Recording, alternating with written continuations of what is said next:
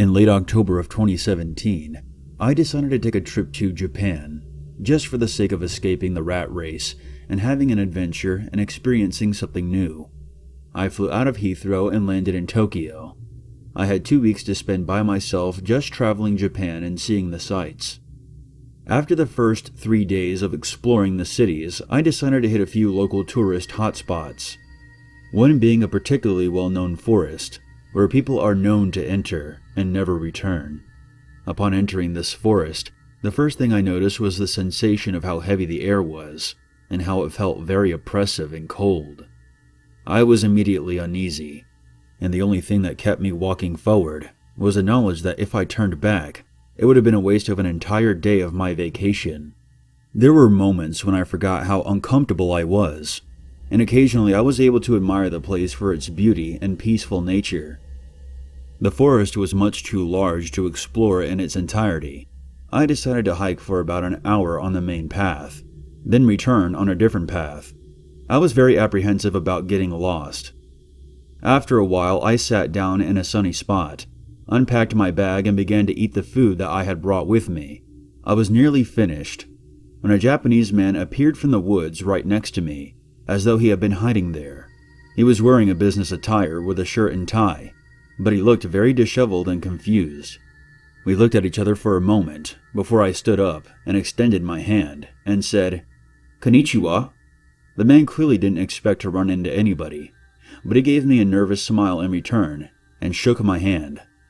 He knew some English and I knew a passable amount of Japanese, so we sat down and had a short conversation. I didn't pry into what he was doing there, but he asked me where I was visiting from, and we spoke about my home country of England for a while. After the conversation ended, I asked him in Japanese if he was okay, and if he needed help. He stood straight up and smiled at me and nodded, saying in broken English, "This is beautiful place. Enjoy it for me, please." Then he walked off. The tone of his voice gave me the chills. Now a part of me wanted to run after him and stop him, grab him and keep talking to him, and perhaps persuade him to leave this forest with me. But another part of me was reluctant to get involved. I sat there, wondering who I was to interfere with this man's life. I sat for an hour, hoping the man would return, but he never did. I packed up my belongings, returned to the path, and headed back the way I came, deciding I just wanted to leave. As the sky began to grow dark, the weight of the forest's grim reputation started to weigh heavily on my shoulders. I began to move quicker. When I was nearly out, I stopped as though I hit a brick wall. At this point, it was almost completely dark, and there was still no sign of the man that I had spoken to before. Part of me tried to assure myself that he had taken another path, but the more rational side of me knew that wasn't the case. I pulled out my flashlight and made my way back into the woods. I continued back up the path at a brisk walk, occasionally calling out, "Konnichiwa," and shining my light around to signal him. When I got to the tree that I had been sitting at for lunch, my heart sank. A single string had been tied to one of the branches and led off into the trees. That string hadn't been there earlier. I swallowed the lump in my throat, and I carefully placed my index finger and thumb on the string and followed it into the woods. I had a sense that I knew what I was going to find, but I continued on anyway. Not out of any sick sense of morbid curiosity, but because I wanted to know for sure. I wanted to be able to tell someone with certainty what happened. I followed the string for a couple of minutes, when I paused. In the darkness ahead of me, I heard a faint crying. It was honestly so quiet that I couldn't tell if it was an animal or a human. I waved my flashlight around and called out cautiously, "Konnichiwa!" That's when the string started to violently shake. An enormous roar made my eardrums ring. I then heard a shuffle, as if something huge was finding its feet. Against the glare of the flashlight, I saw two pale eyes reflecting back at me. I then ran. I ran for my life. When I hit the path again, I didn't slow down. I tore out of that forest like every demon in hell was after me. When I escaped the trees, I ran to my car and slammed the door shut behind me. I sat there in the driver's seat breathing heavily. I then started to cry for I don't even know how long. Time was irrelevant to me. I felt an obligation to report the incident to someone, so I drove to the nearest police station and I told them everything about my encounter and the conversation I had with the man and how I tried to go back for him.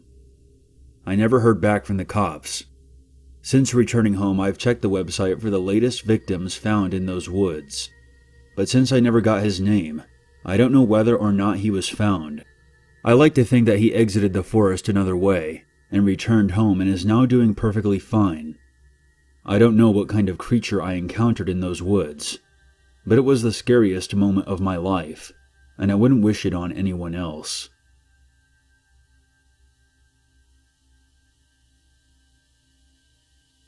When my mom was 17, she and my grandparents went for a hike in the Belanglo State Forest in Australia.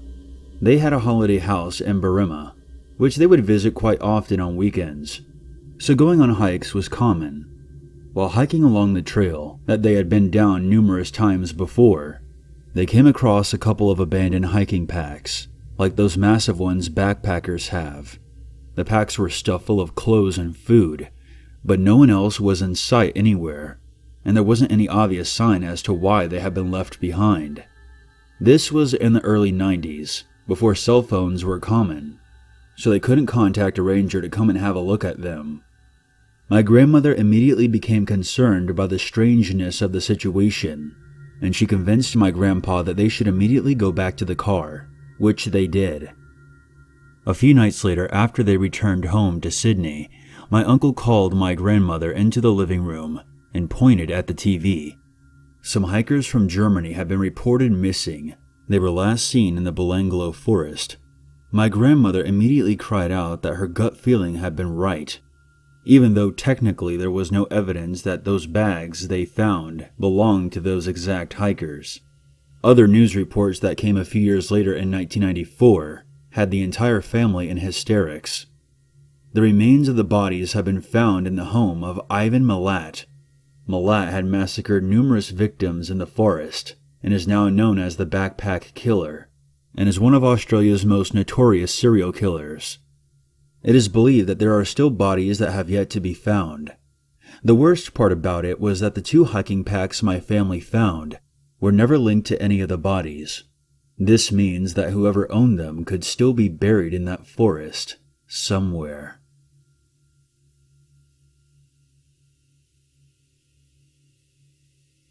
When I was 12, my family lived in an isolated house deep in the woods. I remember that it was December, just before Christmas, and we were gathered around the Christmas tree in the living room watching TV. At maybe around 10 o'clock, I decided to go to bed.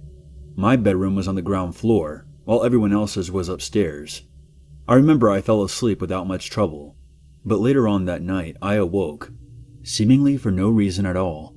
I rolled over to face the window that sat next to my bed. The side of the house where my window faced was pressed right up against the trees. For anyone to look inside, they would have to walk through the undergrowth and duck under some branches just to come close. That was the reason that I didn't have curtains. I figured that there was no point. When I woke up, a terrible, vulnerable feeling washed over me right then. A feeling that I had never experienced before next to that window. It felt as if I was being watched. There was no light on in my room, but likewise there was nothing illuminating outside my window either. I stared out the window for a few moments, and then I sat up. I thought, and it was just a thought, that I saw a shuffle of movement outside when I sat up, but I didn't hear anything. After another moment, I laid back down, and even though I felt uneasy, I drifted off to sleep. A short time later, I don't know exactly how long, I woke up again, this time because I was freezing cold. I shivered, rolled over, and climbed out of bed. I suppose I had already forgotten about the feeling I had earlier. I left my room, walked down the hallway without turning on any lights, and entered the kitchen. As I made the turn into the breakfast area, I felt a freezing cold breeze on my face. That's when I literally froze in my tracks. The back door was wide open, and snow was collecting just inside on the floor. I saw the faint outline of tracks leading in, but none walking away. There was a ringing sensation in my ears, and for a few moments I found myself completely unable to move, even just to turn around. That's when I heard the slow, quiet turning of the door handle to my right, which led into the laundry room. I don't know exactly why I ran to the gun in the closet instead of upstairs into my parents' room, but that was the first thought in my head. Get a gun. Defend myself. I took my hunting rifle from my closet and raised it just as my parents had taught me. The gun was not loaded, but I figured the rifle alone would be enough to scare off the intruder. I saw a dark figure peek around the entrance to the kitchen. I couldn't make out any details, only that it was an adult.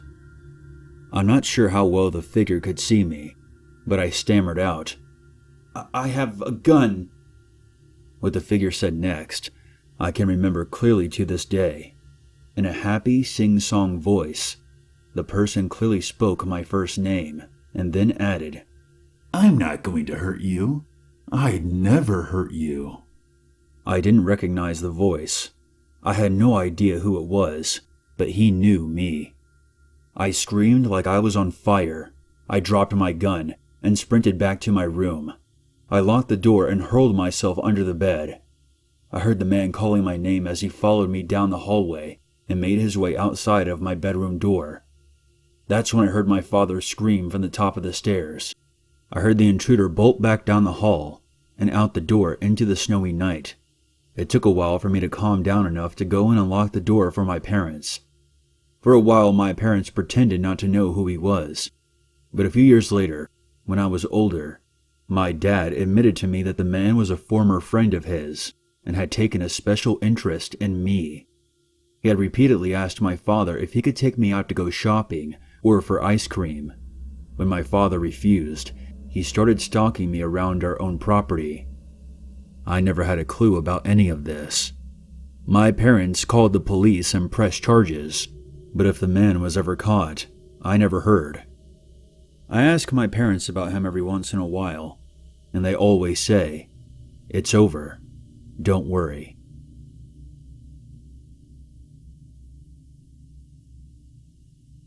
This story is not my own. It was told to me by a close friend. Back in 2012, when my friend was 13, he and his family owned a small farm in the middle of a Native American reservation, nestled among a small community of other natives. One night in July, they were having a family gathering. They gathered around a bonfire in one of the back fields and told stories of their heritage and legends that had been passed down through the family for generations. My friend, who I'll refer to as John, eventually turned in for the night with a handful of his cousins. John hadn't been asleep for very long when he heard a manic commotion from one of the barns. He heard the horses screaming, panicking, and kicking against the walls of their pens. He opened the RV door and looked out towards the barn and saw that his father and uncles had sprinted that way already, weapons ready. They called out to the boys to remain in the RV with the doors closed. Before his family could even arrive at the barn, the noise stopped. And once they got to the doors and entered, there was no sound of gunfire. John and his cousins waited by the window for a few minutes, and when the adults left the barn, they were all speaking softly in grave voices to each other. They slammed the barn doors shut and bolted them and patrolled the grounds until daybreak. John remembers watching them circle the property for a while before finally falling asleep. His father was very distant over the next few days and refused to let John enter the barn or tell him what exactly happened. Being 13, as the days went on, John forgot all about the incident, even though most of his family lingered at the farm until long after they intended to. The following week, after the family had left and the barn had been reopened, conspicuously absent of any horses, John began to notice a dark figure that would be seen lingering at the edge of their property, right where the fences ended, staring silently at the farm. Once he got close enough to the figure with binoculars to make out that it was wearing traditional native garbs, much like a shaman or a healer would wear. He never had any desire to move closer to get a better look. He would tell his parents about it, but they would always silence him immediately and tell him not to speak of it, to ignore it completely. After a while, it became difficult to ignore, however, because it would start appearing closer and closer to the house, showing up on the property, within the fence, always staring at the house. John never saw it coming or going, always just standing dead still. The family didn't discuss it, but John could tell that they all had it on their minds. Everyone was on edge, irritable, and seemed on the verge of panic. His father cut himself off from the family after a short while and almost never left his bedroom.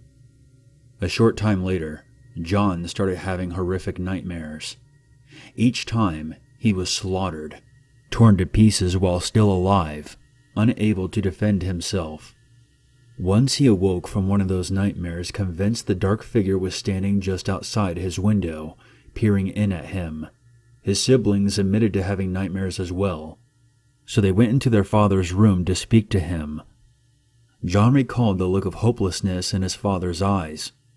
For the very first time, he acknowledged the figure. He told them the thing wanted them to fear it, but if they collectively ignored it, it would leave.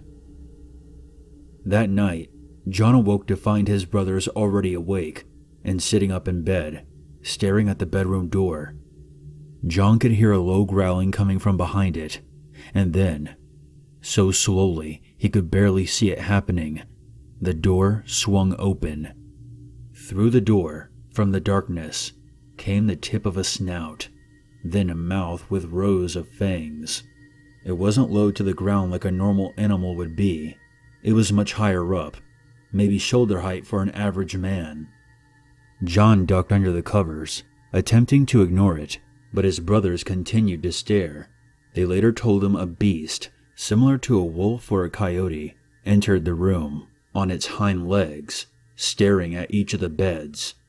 John's youngest brother screamed, and when he did, the thing seemed to fall over backwards, like it was being folded in half. But regardless, it landed on its legs and sprinted out the door.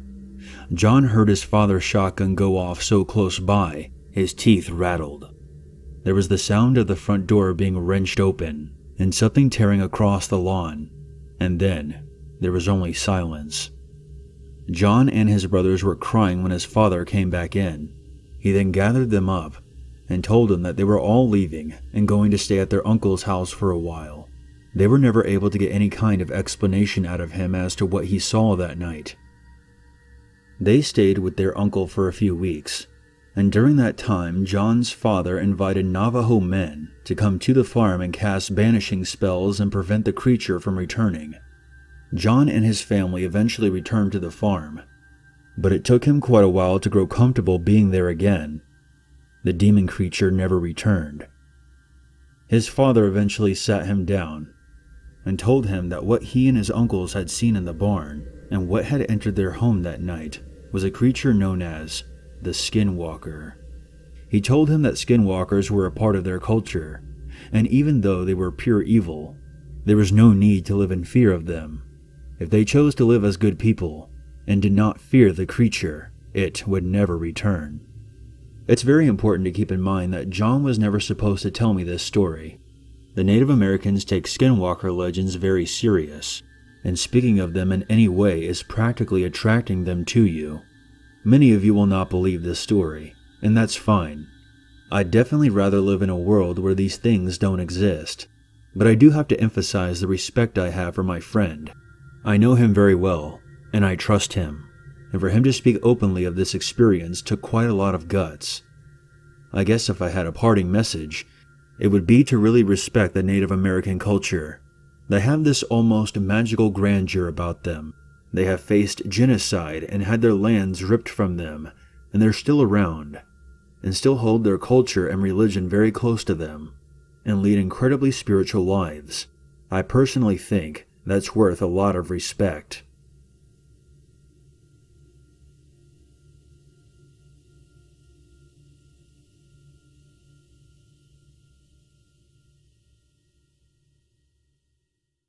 There's always a reason to be afraid.